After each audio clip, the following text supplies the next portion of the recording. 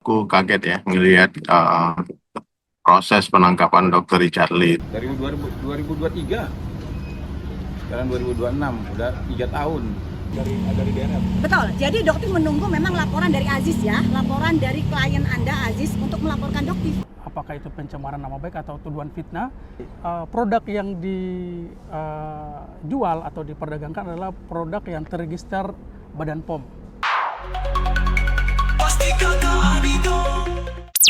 Halo, besinya kata Ani. Mesti masuknya DNL ke balik jeruji besi kayaknya belum bisa membuat drama konfliknya dengan Doktif berhenti begitu aja. Terbukti baru-baru ini tak hanya terkait dugaan produk DRL, tapi perihal laporan dugaan penistaan agama terhadap DRL pun turut digaungkan oleh Doktif. Sementara itu diduga merasa isu yang beredar terkait dugaan produk lainnya adalah menyesatkan publik. Abdul Haji, kuasa hukum baru DRL pun seraya mengkick Doktif Besti dengan menerangkan melalui wawancaranya bersama awak media kalau produk kliennya itu sudah berbepom dan gak ada korban yang terverifikasi medis, mengalami cacat organ atau terbaring di rumah sakit lantaran mengkonsumsi produk kliennya tersebut. Nah, di sisi lain Doktif yang gak kalah memanas pun jadi mewarning kuasa hukum baru DRL itu terkait ilmu hukum lantaran mengaku jadi belajar hukum. Dalam keterangannya, ia pun menyebut kalau undang-undang konsumen itu nggak perlu adanya korban, cukup dengan membeli aja, lantaran merupakan delik formil, bukan delik material. Terkait beberapa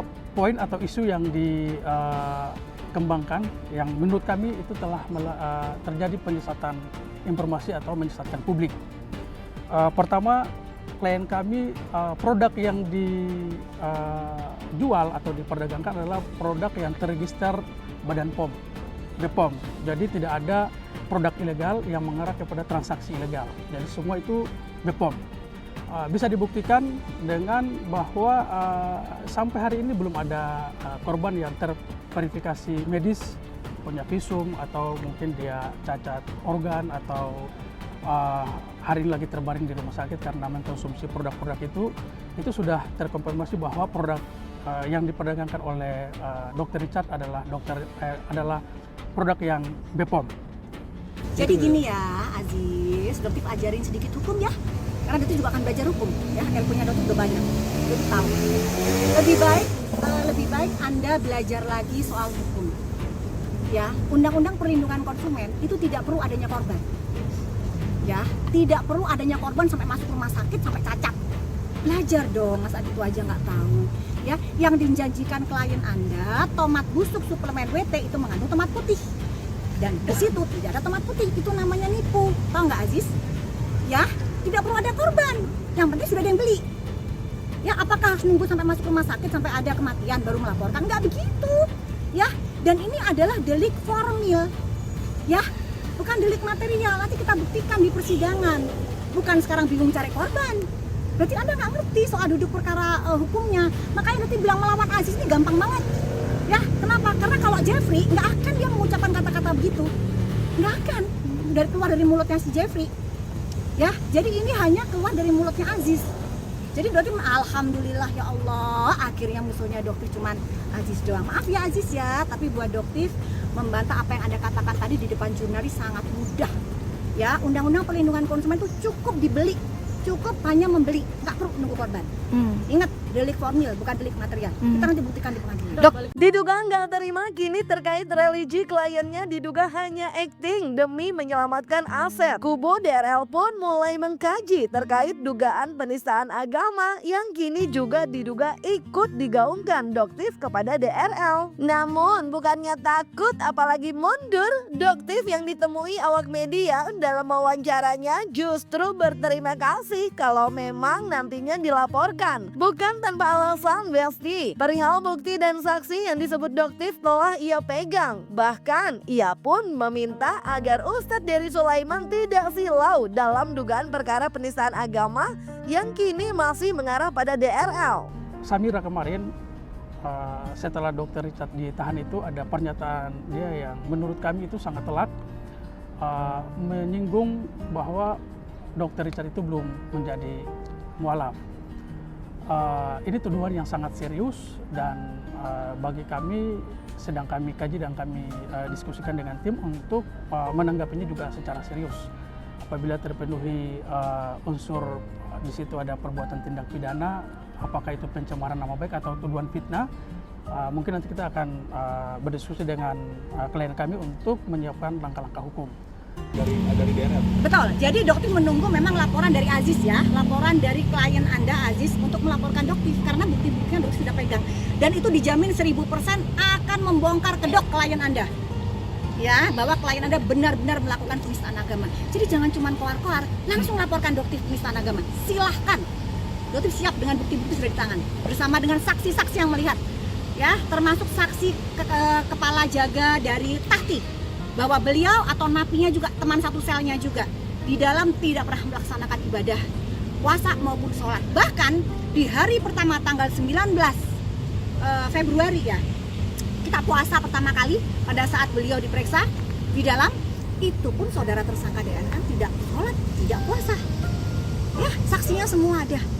Dokter pun melihat ditungguin dari sholat asar, maghrib pun nggak ada guys. Gitu. Jadi alasan dia pindah ke mu'alaf itu apa? Di mana-mana yang mu'alaf itu pasti biasanya dia lebih rajin sholatnya, lebih rajin puasanya. Ini nggak ada. Jadi yang kita lihat tuh apa? Niat kamu mu'alaf itu apa? Itu loh pertanyaan. Sampai kemarin Kohani kan sempat datang ke rutan sendiri. Betul. Ya. Jadi Kohani juga sudah bertemu dengan beberapa sipir dan mendapatkan pernyataan bahwa memang saudara tersangka DRL tidak pernah melakukan ibadah sesuai dengan apa yang diharuskan. Ya, jadi beliau membatalkan untuk menjenguk dengan membawa Al-Quran. Ya, jadi beliau membawa Al-Quran untuk menjenguk dan dibatalkan karena beliau merasa kecewa, ternyata beliau juga kena prank. Begitupun dengan Ustadz Felix dan Ustadz siapa? Dennis Lim. Ya, Dennis Lim dan Ustadz Felix alhamdulillah sudah dibukakan mata hatinya bahwa memang dia menyadari udah kena prank oleh tersangka DRL. Tinggal Bang Dery Sulaiman. Berarti harapkan Anda bisa berdiri tegak lurus ya di dalam agama. Ya, jangan silau dengan harta benda. Ya, karena semua yang Anda lakukan akan dipertanggungjawabkan. Anda seorang public figure, Dery Sulaiman, Bang Dery. Ya, jadi jangan karena apapun, apalagi uang, membuat mata hati Anda tertutup. Siapakah seorang tersangka DRL? Ya, perihal dugaan penistaan agama yang dilaporkan Sunan Kalijaga terhadap DRL memang beberapa waktu lalu membuat Sunan meminta agar DRL segera ditersangkakan. Bukan tanpa alasan, laporan yang telah ada sejak 2023 tersebut dianggap Sunan sudah memiliki bukti dan sudah terlalu lama juga. Secara kalau dihitung hingga sekarang, laporan tersebut sudah 3 tahun. Dari 2023 hingga kini 2026 dan Sunan pun bersyukur sekaligus memberikan apresiasinya pada pihak cyber Polda Metro Jaya. Lalu melihat DRL yang bisa dibilang sudah jatuh kini tertimpa tangga, betulkah kondisi DRL yang diduga tengah makin terpuruk jadi alasan sang istri bungkam 1000 bahasa dan memilih menundukkan pandangan setiap diberondong pertanyaan oleh awak media usai terlihat menjenguk DRL di tahanan? Laporan polisi terhadap Dr. Richard Lee yang sampai saat ini juga kami minta supaya segera ditetapkan sebagai tersangka, ya, mengingat prosesnya juga sudah cukup lama kami laporkan, sehingga kami juga menginginkan penyidik cyber dari Polda Metro Jaya melakukan hal yang sama, yaitu menetapkan tersangka dan segera melakukan penahanan terhadap Dr. Richard Lee juga. Nah, akhirnya dia bilang, yaudah kalau gitu hari Jumat. Ini kan saya tunjukkan ya. Dari 2023, sekarang 2026, udah 3 tahun. Udah ulang tahun 3 kali nih. Ya. Iya, yang pasti kan kami mengapresiasi ya kinerja dari tim penyidik Polda Metro Jaya, khususnya Dinserse, Direskrim dan saat ini juga Dir Cyber dan direktorat yang lainnya yang dimana ada banyak laporan polisi terkait dengan Dr. Richard Lee, sehingga ya kami juga meminta ya supaya Dr. Richard Lee dalam kasus-kasus lainnya juga segera diproses secara hukum. Jadi pemikiran-pemikiran atau opini yang dibangun di publik bahwa seorang Dr. Richard Lee itu tidak tersentuh hukum walaupun banyak laporannya, ya kali ini Polda Metro Jaya membuktikan bahwa isu-isu di luar itu tidak benar. Ya, maka kami juga selaku tim hukum tim pelapor juga dalam hal ini sangat mengapresiasi kinerja dari pihak Polda Metro Jaya. Sore, gimana dok kondisi dokter Richard dok? Sebelah sana. Kondisi dokter Richard di dalam seperti apa dok? Mungkin dok sehat atau seperti apa?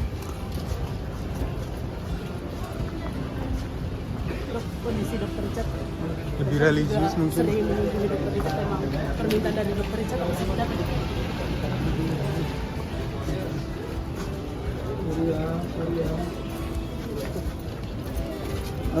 Awas. Hati-hati, awas. Gimana sih Denny? Sorry ya, maaf, Kondisi dokter Richard di dalam seperti apa dok? Mungkin sorry dok? ya, Gimana seperti apa dokter? sorry. Terima kasih. Maaf ya. Rasa prihatin terkait nasib yang kini harus dijalani DRL juga dirasakan oleh Ustadz dari Sulaiman. Ia pun seraya menyayangkan karena Richard Lee tak pernah menceritakan masalahnya. Padahal ia berharap bisa membantu mendamaikan dengan harapan bisa diselesaikan secara kekeluargaan dengan doktif. Lalu bagaimana tanggapan Ustadz dari Sulaiman terkait mu'alafnya DRL yang kini diduga menuai pro kontra? Jujur aku kaget ya ngelihat proses penangkapan Dr. Richard Lee itu yang super ketat ya, pakai borgol. Jadi kayak nangkap teroris kok nampak. Kasihan juga ngeliat Dr. Richard gitu. Jadi masalah bisnis kan, masalah yang mestinya bisa diselesaikan secara kekeluargaan baik-baik. Ya cuman aku nggak ngerti juga ya karena Dr. Richard nggak pernah sharing sama aku persoalan ini gitu. Kalau beliau cerita sama aku, mungkin aku bisa jadi juru damai, mungkin aku bisa hubungin pihak yang melaporkan, doktif, mungkin menjadi wakil Dr. Richard untuk jadi perantara kan, mendamaikan orang yang berselisih itu kan pahalanya gede gitu. Cuman sekarang kan udah jadi tersangka, saling lapor. Jadi aku pikir Allahu Akbar. Ya mudah-mudahan ya nggak berujung dengan proses yang lebih jauh lagi. Mudah-mudahan bisa berdamai. Kalau harapan itu seperti itu ya, bisa yang melaporkan mencabut laporan, saling memaafkan, saling mencabut laporan. Nah itu ya menurutku seperti itu. Ya kan aku yang Islamin. Kalau orang nggak percaya ya nggak apa-apa. Kan itu ada bukti, ada sertifikatnya. Ada Ustadz Felicio menemani aku. Dr. Richard menandatangani sertifikat mu'alaf itu. Terus dia sekarang juga belajar sama Ustadz Khalifah Salamah, Dr. Richardnya.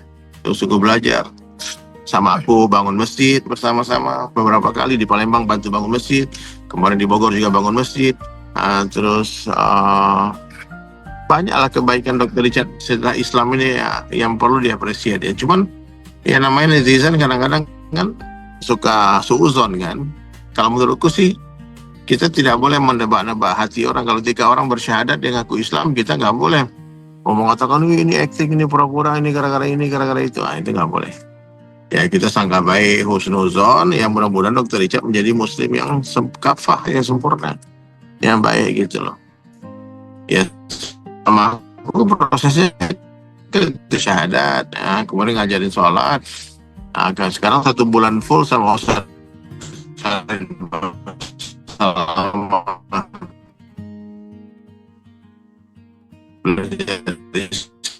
Islam yang lebih kembali ke orangnya itu mungkin kontra itu wajar. Jadi kita alangkah baiknya sambung silaturahmi, bicara gitu loh. Maksudnya kalau kita benci jangan terlalu berlebihan bencinya. Nah kalau cinta jangan terlalu berlebihan cintanya. Berlaku adil lah gitu loh.